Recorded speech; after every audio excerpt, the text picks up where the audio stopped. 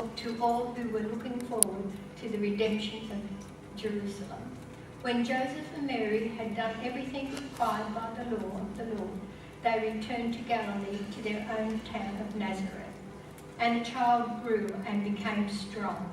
He was filled with wisdom, and the grace of God was upon him. We're just going to pray for Andrew. Loving Father, we just thank you this morning for fellowshipping one with another, and we thank you for Andrew as he brings the message. Lord, that you will just give us ears to hear and a heart open to you. Lord, we pray for the words that will be spoken. We pray this in Jesus' name. Amen.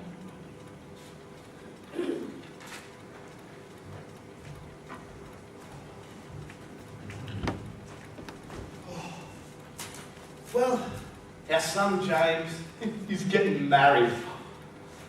He's not the oldest, but he is the first to be married. And more importantly, he's getting married at a good age to a beautiful young woman. And now they've been betrothed now for nearly a year. He's almost finished the house. Well, by almost finished, it's as finished as it's going to get for now, I think. And, you know, excuse me, it's next doors to ours, and I was even able to help him build it, which is great. Now, I've even built for him some bits of furniture to put in his new house and ready to have for when he moves in. Now, as with all betrothals, he was bothered by all the nosy neighbours saying, "Come on, when are you getting married? When's your wedding?" And what did James do? He says, "Don't ask me, just ask me Dad. He'll know, he'll tell you all about it." So I don't know, turning all the nosy neighbours on to me. Still, he kept telling me they did stop annoying him so he had time to build his house. That's really good news. I just said, well, you'll have to wait and see. I just kept telling them to wait, and they eventually got sick of it. I mean, you know, that's good. The wedding is coming, be patient. I know, there's so few weddings in our village. It's exciting for everyone, me included. Still, I think half the reason they want the wedding is so they can get their hands on my nice wine. I've been saving up for a long time and they want it all.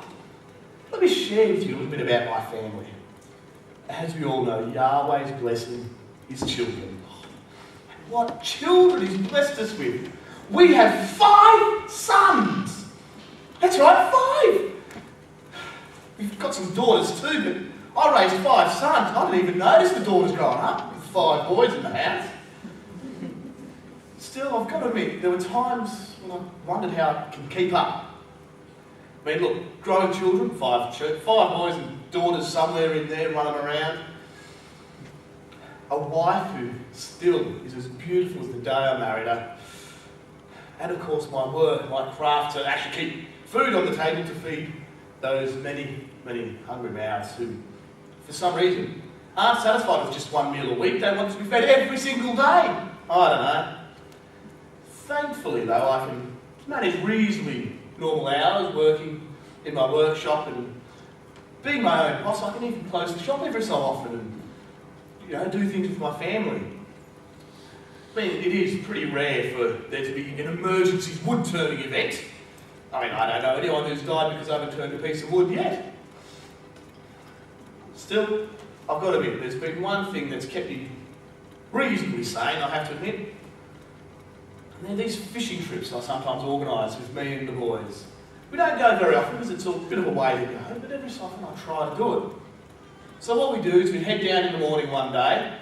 Now it's about half a day's trip to the lake to go fishing. So take half a day down, set up camp, have a bit of a swim, set up our camp and, you know, enjoy the night, then get up early and start fishing and go fishing until lunchtime.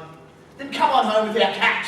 And I'll tell you what, the girls are always excited when we come home with these fish. They make us clean them, but at least they're excited about fish. Now, we love it when the oldest boy comes. He's turning into quite the fisherman, I think.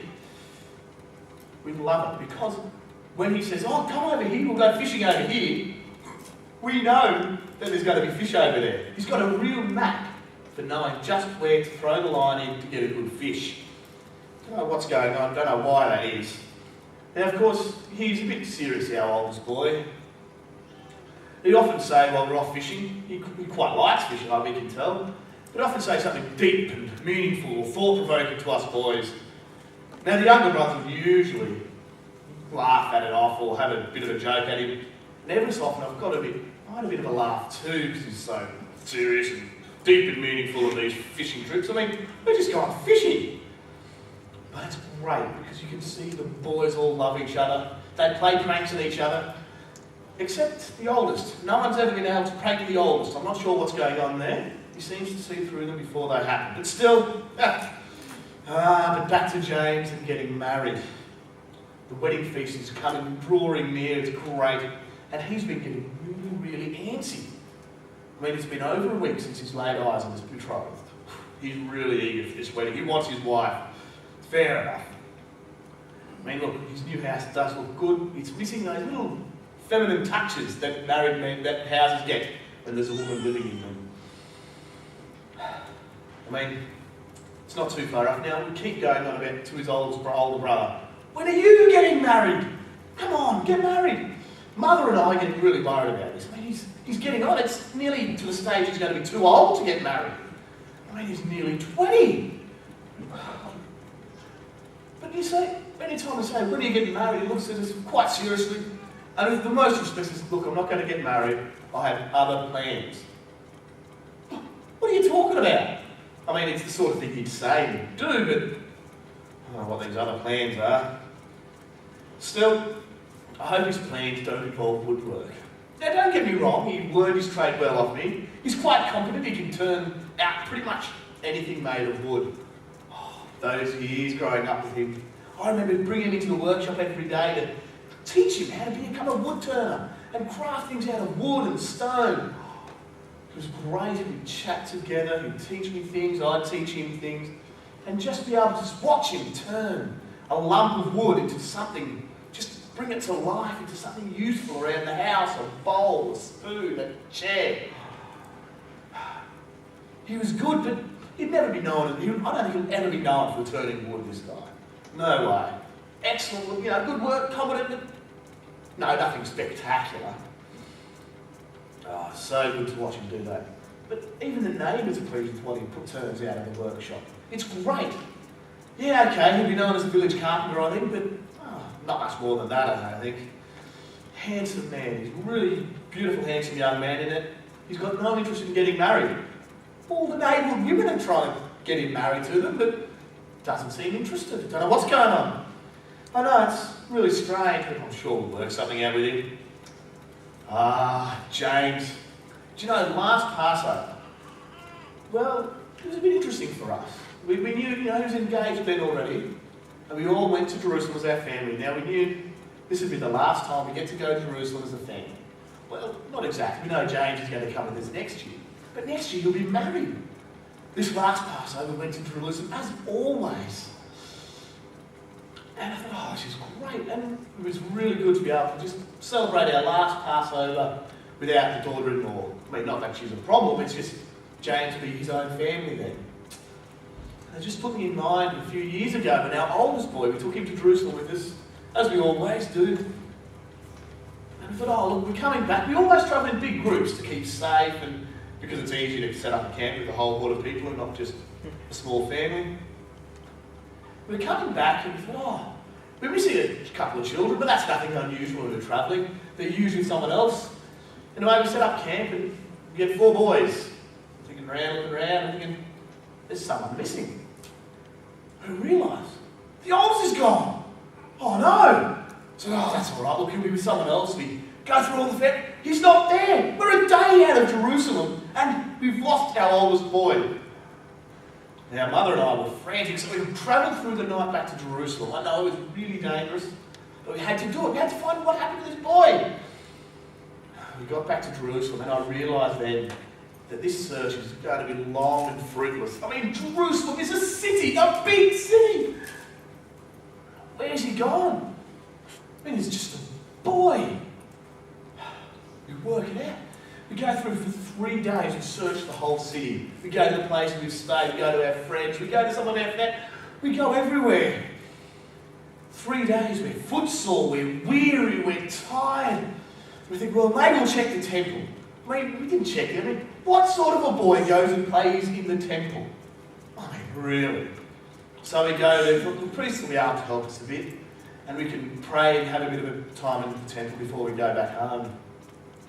We get to the temple, and all the priests are gathered around in a group, chatting and discussing great weighty matters. Now, I generally avoid them when they're in that sort of gathering because they want to ask meaty questions which I don't really have a clue about. So I leave them be and think, hang on, look at them. I gather around and my boy's there with them, discussing matters I don't understand. I mean, look, we've been reading the Torah all our lives, but how does he understand it like this? The priests are astonished. And even the Pharisees are thinking they should try and get this boy involved in their group. I don't know, but his mother, good old mum, marches straight up to him and rebukes him for staying behind and making us so worried. We were worried sick. But what does my boy do? Does he say, oh, I'm sorry, mum, and cry like a normal boy would? No. He says, what are you talking about, mum? Of course I'd be here looking after my father's business. What sort of an answer is that? I have no business in the temple. Oh, I don't know. But back to James again. He's getting married. It's very exciting for us and the whole village. Look, the torchbearers have just arrived. It's great. It's getting time for the wedding to happen. Tell you what though, my wedding. Oh, if you want weird events, you look at my wedding. Holy dooly! I should have known when we first got engaged that I was marrying into a weird family. Well, the good news was I got a gorgeous woman. Oh, no, all my friends were jealous of my wife. I was pleased about that. Now, shortly after we got engaged, one of my wife's cousins, who we'd been praying about for a while, she was a dear old lady, but she fell pregnant at last. Now, she'd been barren for years. And we thought, oh, what's going on? But all of a sudden, she fell pregnant, which was great news. We were all really excited about this. And then I thought, oh, this is really good. You could hardly believe it. But more important, what really got this family stirred up a bit was her husband. Her husband, who could talk the leg off a dead donkey. For the entire course of his wife's pregnancy, was silent, didn't say a word. Not one word for the whole pregnancy. And we thought, oh, something's going on weird here. But that wasn't the weirdest event of the whole betrothal. 6 months after this, 6 months, this is the event that nearly destroyed me. I'm building this house, ready for our new wife, ready for my new wife to come in. And I find out that my betrothed is pregnant. Now, I don't know much about childbearing, but I do know how pregnancy happened, and I wasn't around for it. She's pregnant to another man! What's going on? She was beautiful, she was modest, she was chaste, and she's pregnant to somebody else. Now, according to the scriptures, we're not to sort of associate with such people, immodest people or unchaste women. Now, if I was to divorce her publicly, she'd be publicly humiliated, publicly shamed, cast out of society. Oh, I couldn't let that happen. That's not what Moses meant when he wrote the law. I think the only thing to do is divorce her quietly. I mean, I'm trying to be as righteous as I can. I should just divorce her quietly. So, such a big decision, sitting here quietly, praying and fasting about such a big event. And that night I had a dream, and an angel appeared to me in the dream. Now, I'll tell you what, I was terrified. I'm not a righteous man, I know that, but an angel appearing to me. The angel says to me, don't worry. She's not pregnant to another man. She's still a virgin. I thought, what? What? It's all right. Yahweh has made your wife pregnant. But what? Anyway, I thought, well, there's not much I can do. I can't argue with an angel. I'm stupid, but not that stupid. I'm not going to argue with Yahweh. Turn around and said, well, all I can do is marry her. and keep going on from there. It's a bit of a worry though. I know his boy, he's not mine, he belongs to Yahweh. Yet I have to raise him as my son. It was a weird time, I have to admit. So I married this beautiful lady. Hey, I knew she was chaste. Her chastity was vouched for by Yahweh himself. No one else has that sort of credentials, shall we say. But the hardest part was after we married. As a gift to Yahweh, I decided, look, we can't consummate our marriage until this baby's born. Let's keep it like that. So, for months after we married, a gorgeous wife and, well, no sex. Oh, look, the wedding procession's almost ready. James, not long now, my boy. I'm sure you'll enjoy your wedding night more than me. Now, we even had to move shortly after our marriage. It was a weird marriage for us, I have to admit. Now, we had a census on, the emperor sometimes takes it in his head to think, let's count everybody and see what we've got. Don't really know why. I think it's just an excuse to make the country move around a bit. And another excuse to levy another tax and to make us pay a bit more money. Well. So, because of this census, we had to go to Bethlehem. I took my wife with me, heavily pregnant. Now, I still remember the night we arrived. It was mad. People were everywhere because of this stupid census. Oh, gosh. We got to the inn, there's nowhere to stay. The innkeeper, I'm not sure whether he was nice or whether he just wanted more money, but he said, look, you stay in the stable. In a stable? It stank. There's animals pooing everywhere. The only place we could make was just steal some of the hay and make beds for ourselves on the floor. It was disgusting. But while we were staying in the stable before I could get a house, she gives birth in the stable. Oh, gosh. To make matters worse, a bunch of smelly old guys from the fields turn up just after the baby's born saying, oh, an angel appeared to us. We've come to see this newborn king. It's a baby, for goodness sake, in a manger erect surrounded by smelly animals. Not that you smell any good anyway. God. But my wife was pleased. You could see in her eyes. Just treasuring up great these events happening. She was really loving it. If only I was so patient, I suppose is the word. James, aren't you ready yet? Kids, eh? What are you going to do with them? Tell you what, I can't wait to be grandfather.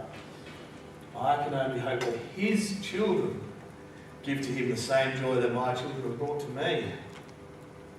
They say that grandparenthood is golden, but I do know, or at least I'm pretty sure, that his firstborn won't be anything like our firstborn. As with all firstborns, we took ours to Jerusalem to offer up the firstborn offerings. A couple of birds, Now, we were heading to the altar to offer this sacrifice, and this old guy turns up and takes the baby out of my wife's arms and sits there going, oh, look at him. It's a light of revelation to the Gentiles and for glory to Yahweh's chosen people, Israel. Wow. Of all the kooks to turn up, eh? Well, to say that I was shocked was a bit of an understatement. But he hands the baby back after blessing him. And then goes on and blesses me and my wife. As he blesses us, he closes and says he's destined for the rising and the falling of many among Israel, and to be a sign that will be opposed, so that the inner thoughts of many will be revealed, and a sword to pierce your own soul too. And then he toddles off his own way. Don't even know what it means. But I didn't like the idea about a sword piercing my wife's soul. Not a happy camp about that. But if you thought that was our fill of crazies for the day, oh, you were mistaken. All of a sudden, this shriveled old lady turns up. Holy dooly, she looked like she just walked off the ark. She was so old. And she didn't snatch the baby. She just started jumping around and praising God. Yay! Tell you what, it can only happen in Jerusalem. Oh, nowhere else. My son, the redemption of Jerusalem. I don't think so. Sorry, James? You want what? Yes, you'd better do that now. Before the wedding. You really don't want to stop the wedding for that. Yes, I am sure she will mind if you stop the wedding. Yes, we'll wait for you. What do you do, eh? We have had a strange series of events surrounding our oldest. I am positive that he's destined for great things. If only I could see them. I don't know what they are. Now, while we stayed in Bethlehem, I ended up buying a house for us to stay. I mean, look, we couldn't raise our child in the stable now, could we? Oh. So it was at our time in this house, our boy's growing well.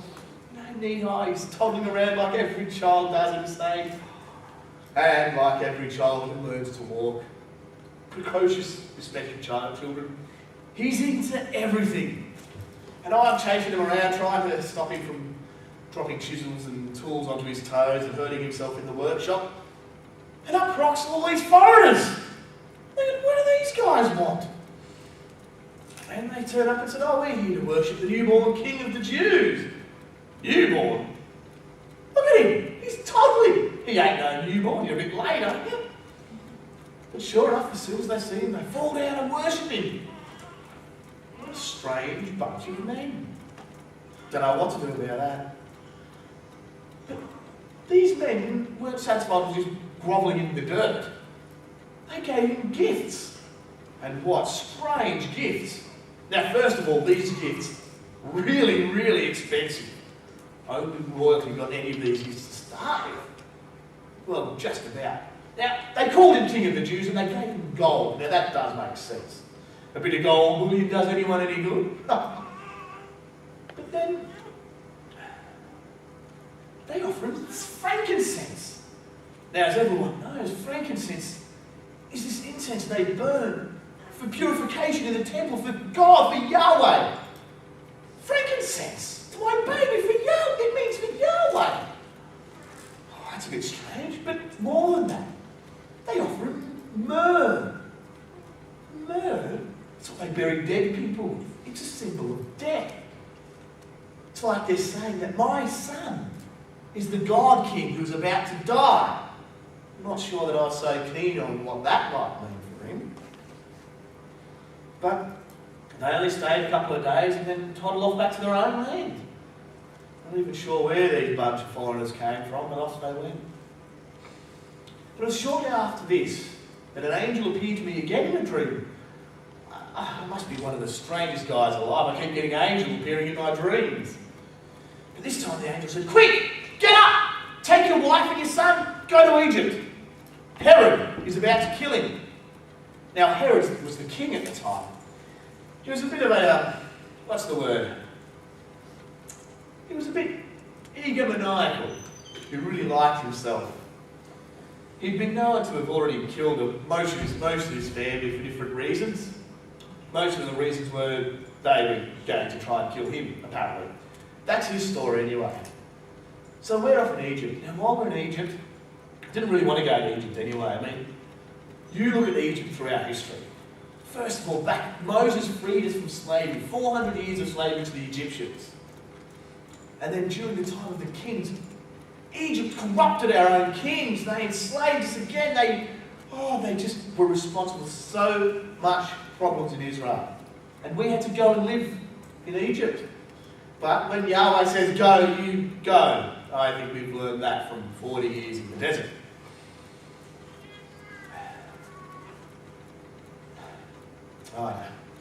So we've packed up and we've moved along. And while we're in Egypt, we got messages.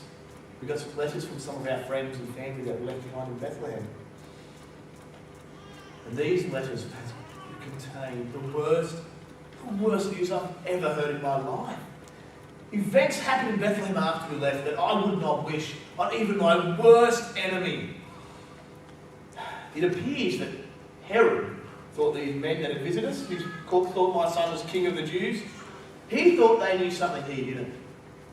So he ordered his soldiers to come to Bethlehem and kill every child under 2 years old in Bethlehem. Now some will say, oh, could have been worse, Bethlehem's only a village. Could have been worse? Imagine babes torn from their mother's breasts, their lives cut short with the stroke of a sword, or dashed out upon the cobblestones. Yahweh, how could you let such things happen? Jeremiah had no idea when he said a voice is heard in Ramah, lamentations and bitter weeping. Rachel is weeping for her children. She refuses to be comforted for her children, for they are no more. How can any one man be so insane, so egomaniacal that he would kill innocent children for no other reason than perhaps maybe in the future they might take his authority? Maybe. Innocent babies killed. Such death, such destruction. Oh. Yeah, we were saved, but I don't know, terrible events seemed to follow. We were saved from such events. So I spent a bit of time in Egypt, and another angel comes to me in a dream. I don't know. Can't they just turn up on the doorstep like a normal person? And it says it's all right. Herod is dead. Go back home. Finally, I can go back home. We can make the Passover trip to Jerusalem every year again. So we're excited now. Now when we get back, we find out that Herod's son is ruling in Jerusalem now. And I thought, well, I'm not sure that I want that sort of issue. I think our best bet is hide in a backwater somewhere. So we moved right out as far away as we can, a little place called Galilee. And in there's a little village called Nazareth. There's not many people there. And we settled in this quiet little village of Nazareth. And it is here that I hope to see my children grow up and have children of their own, and they can see them grow up. And then for me to die surrounded by my family. What I really hope is to see the Messiah come before I die. Still, at least I know part of it is coming true right now. Yes, James, you have it all? Excellent. Let's go get you married.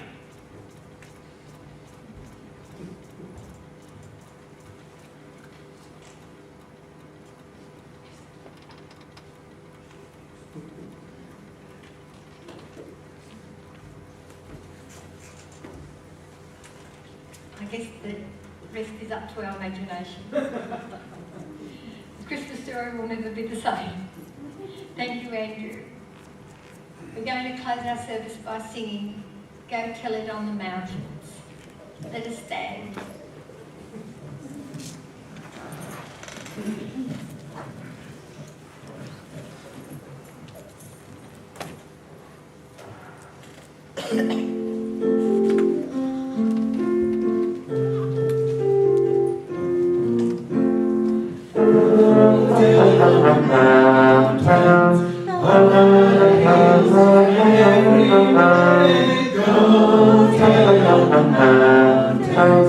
Jesus Christ is born. In a lowly manger, the humble Christ was born, and brought us God's salvation, the blessed Christmas morn. Go tell on the mountains, over the hills, everywhere. Go tell on the mountains that Jesus Christ is born. The shepherds kept their watching, all silent flocks by night. Behold, throughout the heavens there shone a holy light. Go tell it on the mountains, over the hills and everywhere. Go tell it on the mountains that Jesus Christ is Lord. The shepherds feared and trembled when low above the earth rang out the angels' chorus that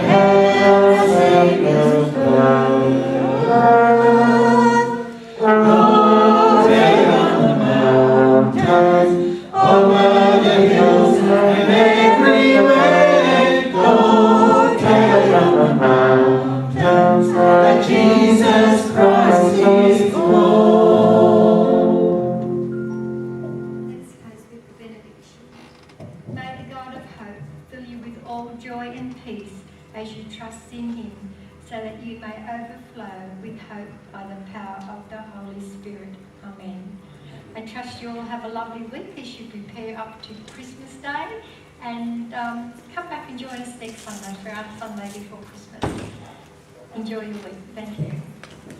Thank you.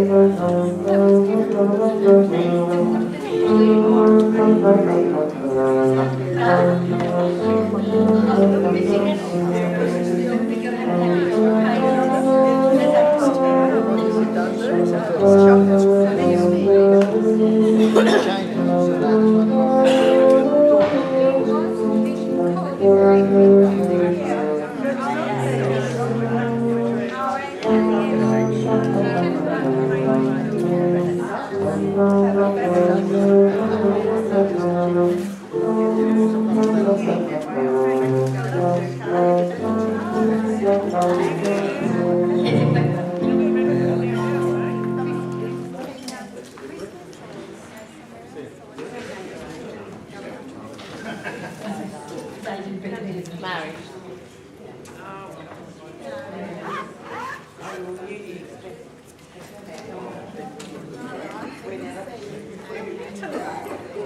How's the renovating going? Oh, it's going. You're still Little there. there. Yeah, little. Now, didn't you have kids move in with you? I know they moved out. Ah, okay. Yes. So, just us at the moment, most of the time. Hello. Yeah.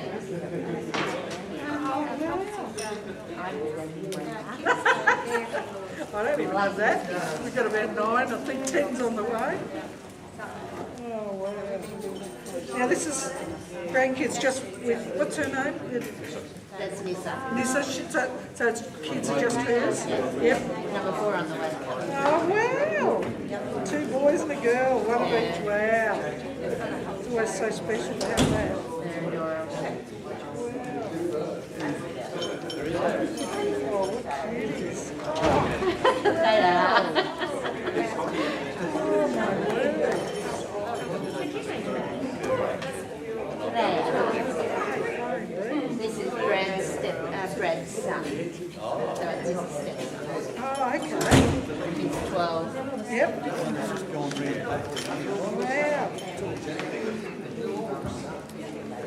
Wow. Yeah, like our oldest grandchild is just turned 12. So I'm starting that. This is, you know, you've got choices to start making in your life as to how you want to be. You know, I was married 6 years after your age now. I was married at 18. So I said, you know, you need to have all the homemaking skills and all the rest of it. I said, no. I said, this is what was going on. She wrote back and said, she says, oh, please, this. She's got a birthday party today. So I said, oh, the catch is to keep doing it when you don't have a birthday party. So anyway, she was sweet. My grandfather's Yeah, you got to really concentrate. you just, you know, try and put that Christian input, you know. You can either be selfish and think for yourself, or you can think about